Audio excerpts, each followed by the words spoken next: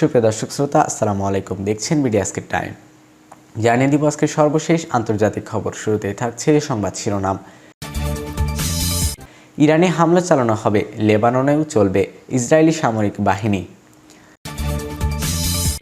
যুদ্ধে যুক্তরাষ্ট্র ইসরায়েল শোচনীয় পরাজয় বরণ করেছে, এমনটি মন্তব্য করেছেন রাশিয়া।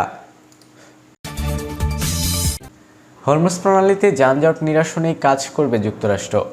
এতক্ষণ শুনছিলেন সংবাদ শিরোনাম, এবারে থাকছে সংবাদ বিস্তারিত। ইরানে হামলা চালানো হবে, লেবাননেও চলবে ইসরায়েলি বাহিনী। ইসরায়েলি সামরিক বাহিনী জানিয়েছেন 2 সপ্তাহের বিরতির সময় তারা ইরানের ভূখণ্ডে কোনো হামলা চালাবে না, তবে লেবাননে তাদের সামরিক অভিযান অব্যাহত থাকবে।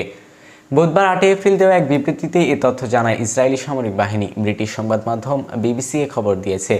বিবৃতিতে আরও বলা হয়েছে, যুদ্ধবিরতির শর্ত ভঙ্গ করে ইসরায়েলের বিরুদ্ধে কোনো ধরনের পদক্ষেপ নেওয়া হলে তার জবাবে আত্মরক্ষামূলক ব্যবস্থা নিতে সেনাবাহিনী সম্পূর্ণ প্রস্তুত রয়েছে। যুদ্ধে যুক্তরাষ্ট্র ইসরায়েল শোচনীয় পরাজয় বরণ করেছে রাশিয়া। বুধবার স্থনিক রেডিওতে দেওয়া এক সাক্ষাৎকারে জাখার রোভা বলেন, রাশিয়া শুরু থেকেই এই হামলার বিরোধিতা করেছে এবং দ্রুত পরিস্থিতিতে শান্ত করার আহ্বান জানিয়েছে।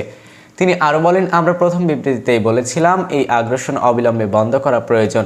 এই পরিস্থিতির যে কোনো সামরিক সমাধান নেই। রাশিয়া অভিযোগ অনুযায়ী 28 ফেব্রুয়ারি যুক্তরাষ্ট্র এবং ইসরায়েল ইরানের ওপর যৌথভাবে সামরিক হামলা চালায়।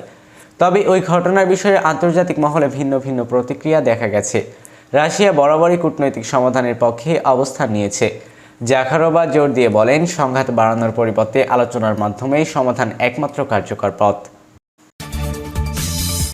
হরমুজ প্রণালীতে যানজট নিরসনে কাজ করবে যুক্তরাষ্ট্র।